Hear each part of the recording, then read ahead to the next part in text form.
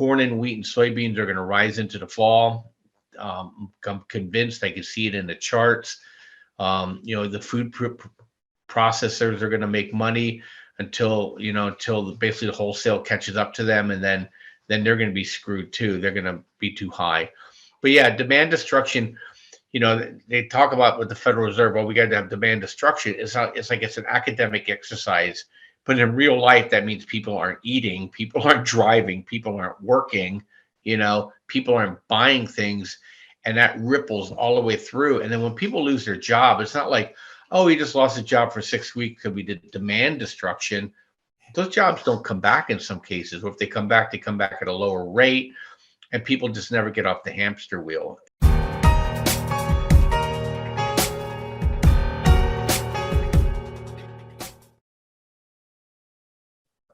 Good afternoon, everyone. Bob Kudla is joining me today, tradelikeagenius.com. Now, if you'd even watched our interview from last month, how many things have come to fruition in just these last 30 days that we were talking about? So as we look out through media headlines across the blogosphere, and I was reading one today, Global Summer of Starvation is what they're going to term this. And we've seen a lot of countries get into the panic mode, knowing that their governments will be toppled if they do not keep food resources in their borders. So, looking out, we could look for food nationalism or resource nationalism, where things will not be exported. Prices are going to continue higher for energy, and that would include natural gas across the rest of the planet. Like the U.S. might be staved a little bit because of the loading terminal damage that has ceased some of the exports going outbound to Europe. But we're still looking at absurd gasoline prices, which looks like they don't or won't come back down. The reprogramming of pumps across the U.S. for $10 or 4-digit gasoline just shows where they're already in companies are intending for prices to move to.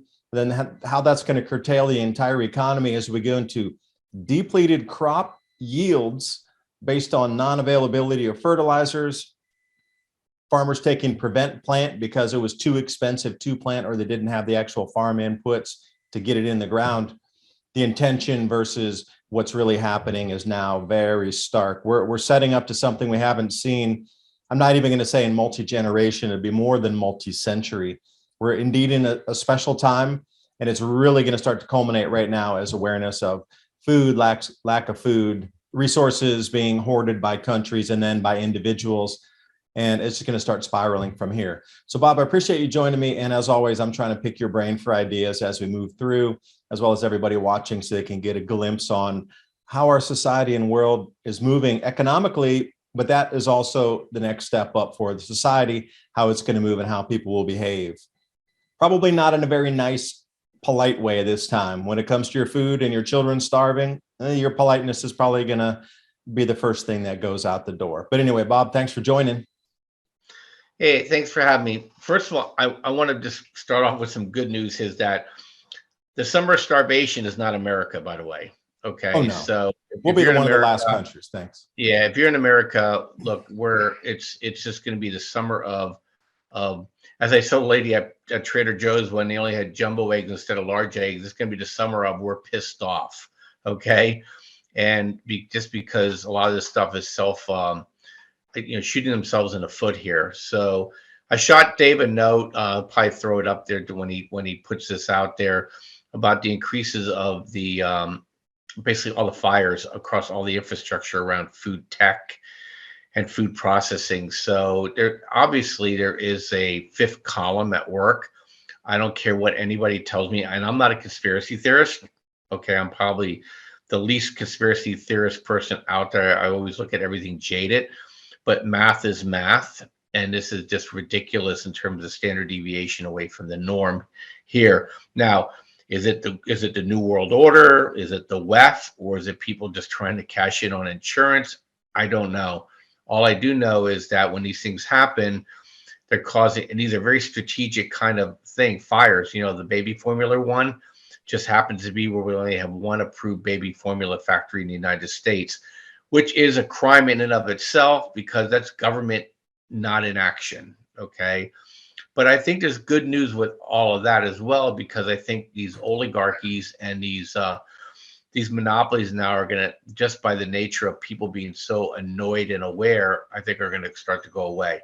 There will be more than one baby food factory, formula factory going forward now, just based on this. Just yesterday, we're big in uranium, as everybody knows. We've been talking about uranium for years. Is that 2 days ago or 3 days ago, Biden wants to have some sort of a defense authorization around basically fuel cells and around solar panel production. Yesterday, it was we're going to buy $4.3 billion worth of enriched uranium domestically. And we own Quad U, which is the domestic producer of uranium, and we own CCJ, which is in Canada, close enough for me. And there's UEC, which has the largest reserves in the ground in the United States. Winner, winner, chicken dinner. We had follow through on it again today. And so I think we're going to start to see the move in uranium. Australia now is starting to ignore their green energy crazies, and they're going to add uranium to their renewable mix. I think it's a smart move. And just so everybody knows, I am a very conservative person, but I love uranium. I love nuclear. I am pro-renewable. I am anti-government getting in front of a natural progression of technology, because that's why we are where we are today. And we put ourselves in a position where Russia felt very comfortable being able to make the moves they made, because we basically make their economy profitable above $90 oil for them. Same with the Saudis, same with the Iranians. We put them all in a position now where people that would like to do us, if not direct harm, but indirect harm, in a position of being able to do so from an economic standpoint. The good news for us is United States, Canada, Mexico, we're resource rich. And then I think what we're going to see here is a collapsing of these commodities. You saw lithium mine in Mexico. Mexico is going to nationalize their lithium mines. You're going to see it with food. India's starting to pull back. They have to. I don't think an Indian government that wants to stay in power is going to export their wheat to a third world country and then find out they don't have enough wheat for their own people. So you're going to start to see that. China got ahead of this game. They knew this game was coming. They caused the game. And so they went ahead and they have 70% of all the stockpiled grains out there. Now, if they don't stay ahead of this, they're in big trouble. But from our standpoint, from Trade Genius's standpoint, is that we've been heavy energy. To pat myself on my own back here is that, we've been in the right stuff here for a long time, but not just in the trades we give, but in my own personal longer term portfolio, we've been raising cash and drifting towards energy for the last 12 months. And we're at the high water mark. I didn't check today yet on all my portfolios, but yesterday we hit a high water mark as I was raising 40% of my portfolios in now cash, just because the energy is dominating so much. Now, will that end? I think so. We'll probably push through the summer here. It's almost a foregone conclusion we'll double top. So oil will probably hit the low 130s again. It's pushed to 123 today, so that's not a big stretch. But probably by the end of summer, we're going to be in a situation where there's going to be enough demand destruction. There's probably going to be some sort of accommodation with Russia going into the fall, just because Europe can't tolerate anymore. The Russians definitely want a deal. They wanted what they wanted, and they got what they wanted. And, they're going to force Zelensky into a situation where that conflict's going to end. I think it brings oil prices down, and then it's going to bring fertilizer prices down. But before then, we're going to still struggle with 2023 food.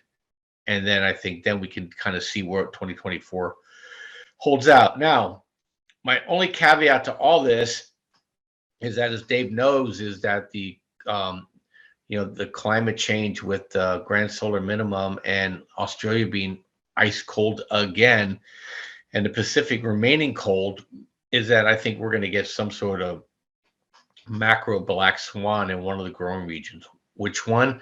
I don't know. Dave, you're better at it than I do. I just have this feeling watching the patterns that we're going to get hit somewhere. United States is not coming out of this very, very good in terms of good to excellent growing.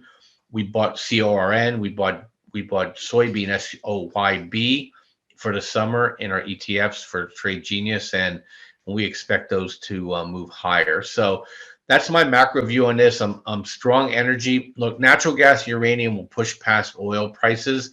Oil will come down, but uranium is on its way. Look at 2002 to 2008. That's uranium. Natural gas, even though this terminal blew up, which is a blessing for us, they're going to they'll get that ship righted, and we're going to be exporting natural gas to Europe for the next couple of years. Basically, Europe's screw up, we're paying for, unless there's going to be political, will to stop that, which I don't think there will be, because the Democrats don't want us to be consuming fossil fuels, and the Republicans are pro energy. So our natural gas is being frozen or liquefied, and it's being sent to Europe because they're paying twice as much as we are, and then it'll slowly drift our prices higher. So if you can't beat them, own them and own those companies. And if you join us, then we'll happily share what those companies are, even dividend paying companies and some direct, drillers and midstream guys and LPG guys. And there's some really cool two companies that I own in the propane space, liquefied petroleum space, that pay killer dividends. And you can make a good living on this. If not, you're at least staying ahead of the inflation monster by getting these dividend checks to shove back into your gas tank. With the Defense Nationalization and Authorization Act, do you think, because there's so much silver involved in a solar panel and different types of this green energy production, that would affect the silver price going upward? And the rerouting of oil from Western Africa to Europe in this interim phase before some of these pipelines may come back online for Russian oil, that's going to draw away heavily from Chinese imports to the tune of 1.5 million barrels a day. So how do you see that? Because Europe right now is absolutely coddling everybody, offering new deals down across Western Africa to get that oil rerouted up there. So we're suddenly looking at a spigot turnoff in China, and the silver price is going anywhere. But we look at grains, and as we progress through these crop tours, then we'll really get some good analysis on what's grown or not grown. But right now, the Tonga eruption is one of the biggest things to look at that's not being talked about for this upcoming Southern Hemisphere growth season.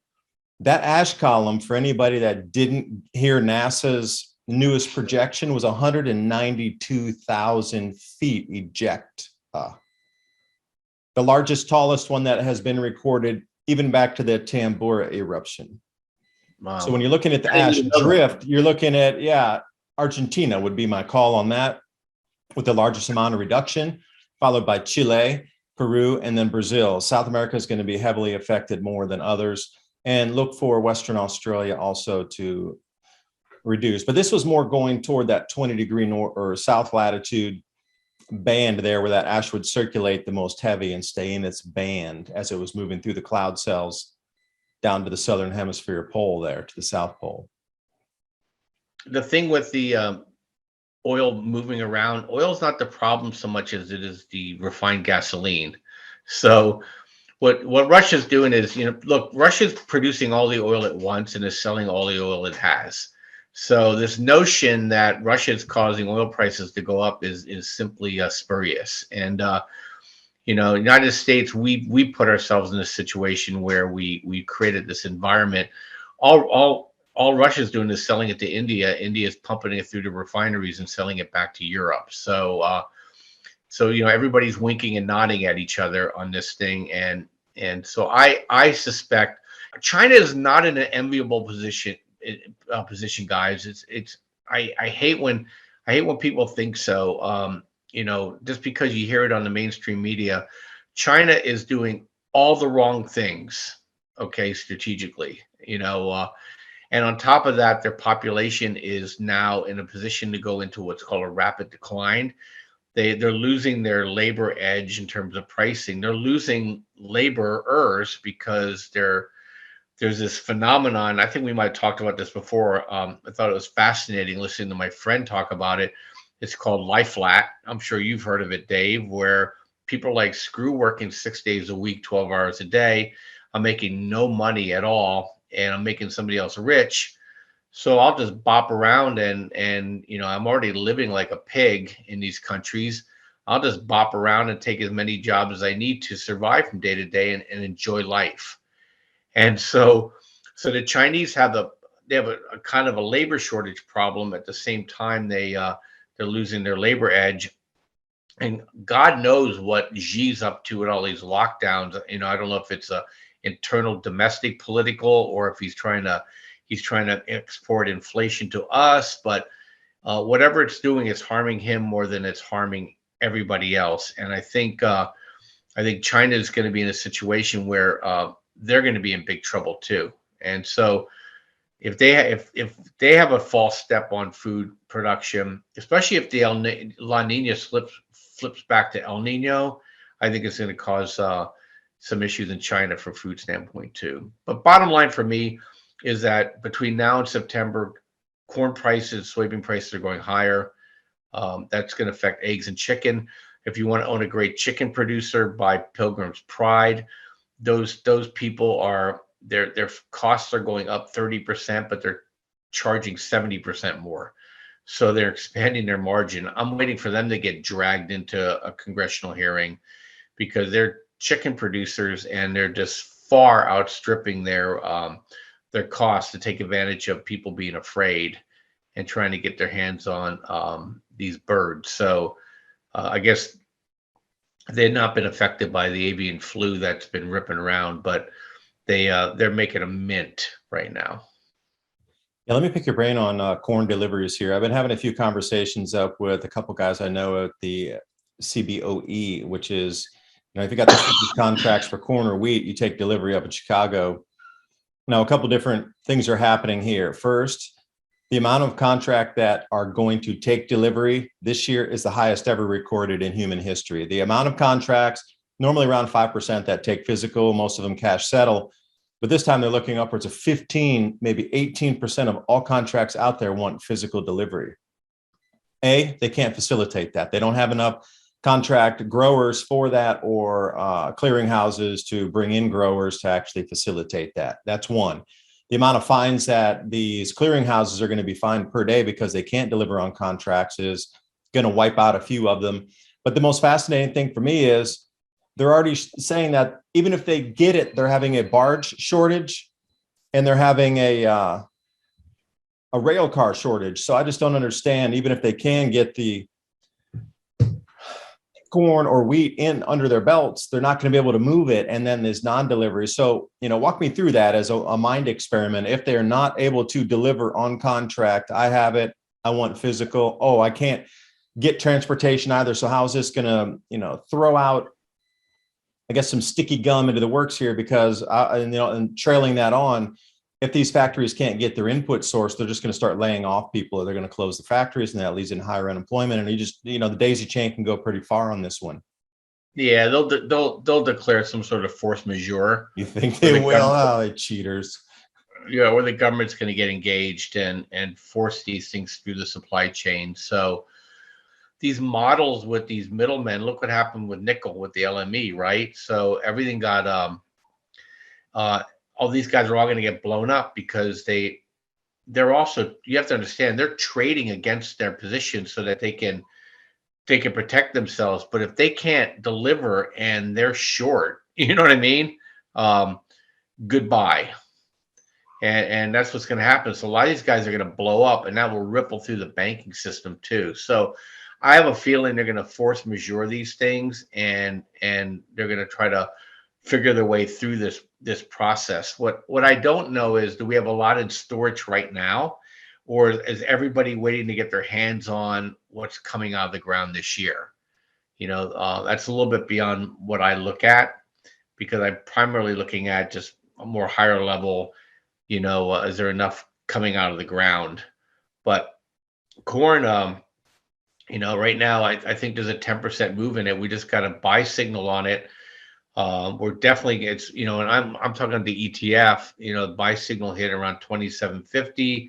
I was already in it. But we're looking at probably 30.31.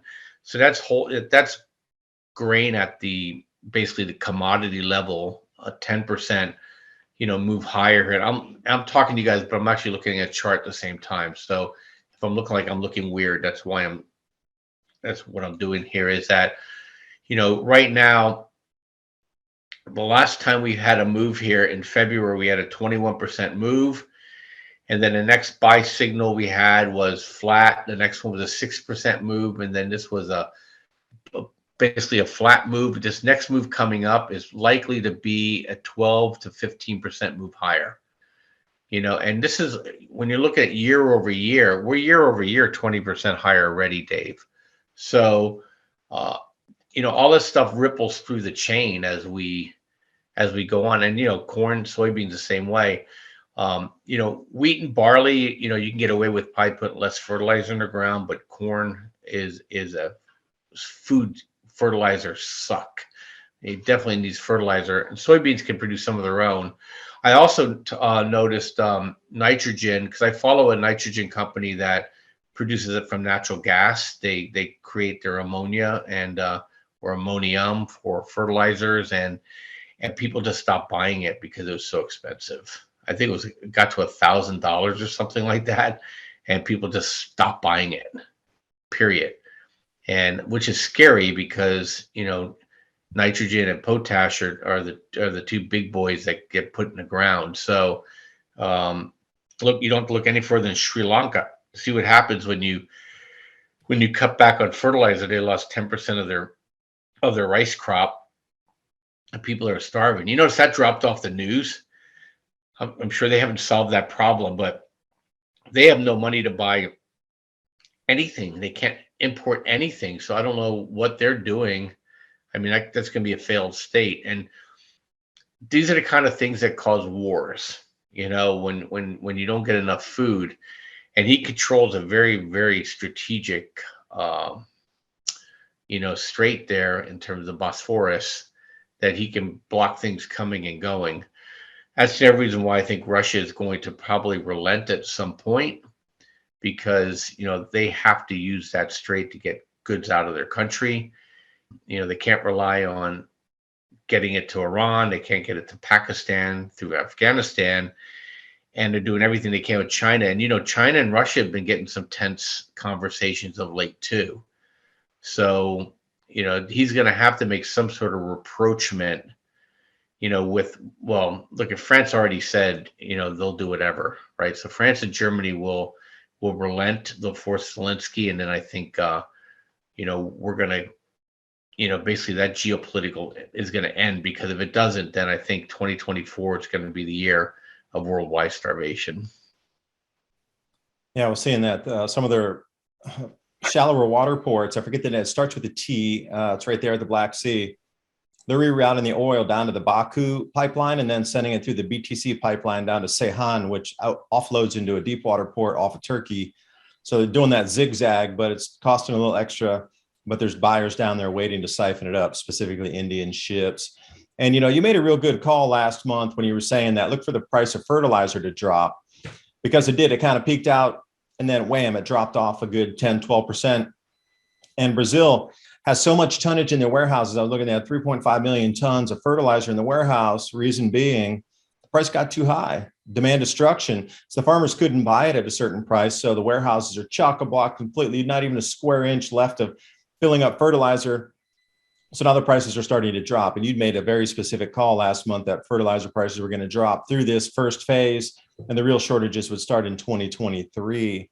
Well, I'll be very in agreement with you on that, especially as we move through. Another caveat to look at is, people are going to start to understand these food shortages. They'll have to grow their own food, and there's going to be a run on farming tools and things that you can buy. And then we'll watch all these prices increase again next year. I think this kind of goes into the fall. People say that's good news, but it's good news, bad news, because the farmers don't need the fertilizer right now. And so, they and they're not sure they're going to plant next year. So it's going to be, because it's not just a fertilizer problem. The people that I know that farm, I don't have to tell you, you're a farmer now. So a lot of these guys need diesel and propane, and it's lights out expensive, and you can't dry your stuff anymore. So, I'm pretty familiar with a farmer in Pennsylvania, and And they're doing all kinds of crazy things to swap instead of trying to dry their own stuff. They're do I leave the stuff in the field longer? Do I take a risk there? They basically said, hey, look, we're going to now make more of our own animals because of this, and we're going to basically chop our own feed, because we need to control more of the supply chain, because the price between that level and the retail is cataclysmically wider now, and and the farmers have to vertically integrate to be able to make money. But yeah, fertilizer's down till September. Then I think it's going to pop. Corn and wheat and soybeans are going to rise into the fall. I'm convinced. I can see it in the charts. The food processors are going to make money until basically the wholesale catches up to them, and then they're going to be screwed too. They're going to be too high. But yeah, demand destruction. They talk about with the Federal Reserve, well, we got to have demand destruction. It's like it's an academic exercise, but in real life, that means people aren't eating, people aren't driving, people aren't working, people aren't buying things, and that ripples all the way through. And then when people lose their job, it's not like, oh, he just lost his job for 6 weeks because we did demand destruction. Those jobs don't come back in some cases, or if they come back at a lower rate, and people just never get off the hamster wheel. So where does that leave us if we have a real drought-ridden, grow season where nothing really matures, ears are smaller, kernel sizes are smaller, everything is reduced in yield? Then what? Yeah, then you get price of pork and beef that will fall short term, and take advantage of it and stock up your freezer, because then the next 2 years it's going to be brutally high. We've seen this before with bacon a couple of years ago when it got all up like $17 a pound. Before it came back, we've seen it with beef. Beef prices have come down again, but they're starting to kick back up. So what you have to do in these situations is it's going to be feast and famine for the farmers too. When they have to dump their animals onto the market because they can't feed them, is that it causes a short-term glut. That's when you have to buy. And then when it becomes dear, you just don't eat it. You roll down to chicken and other proteins. But here's the wheel, right? 90 days to get a chicken to the market, 9 months to get a pig to the market, and it's 2 to 3 years to get basically a steer to the market. So if they start wiping them out, that's why beef always takes so long to come back, and especially if you really cull the herd, because you don't have enough mamas to produce the new babies. I mean, a chicken needs grain to make eggs. So, and then you have these terrible farms. Basically 3 million egg ranch in Minnesota. I think that's what's causing Trader Joe's so many problems right now. Because I think they were the big buyer from that ranch, which is just amazing to me. How a factory, I guess must have been all the the chicken manure must have just went up in flames, which is insane. It was a metal building and it burned like it was wood. How does that happen? Crazy. Like they didn't have any sections of that cordoned off where they would think that would happen, or you wouldn't want smoke to go in or any kind of contamination to go into the next house. Like there wouldn't be a literal firewall between there for fire code to stop that. I'm baffled by some of these things like you are. Yeah, no fire suppression at all. Crazy. Well, there's definitely something going on there, but you and I can't control that. All I can control is I'm of the philosophy is that you and I are walking in the woods, and next thing you know, when a bear comes behind us, I sit on a rock, I start putting on my sneakers, and you say to me, "Hey Bob, you can't outrun the bear," and I said, "I don't have to. I just have to outrun you." And that's how you have to think about this stuff when you're trying to, for your family, is that I'll control what I can control. I'll cut back where I can cut back. I'll modify where I can modify. But the best way of maintaining your standard of living is to basically out-earn your problem. And so I was always trying to help people understand that. And then this is just like throwing an accelerant right at the same time that we're going to run into basically peak productivity on the farms.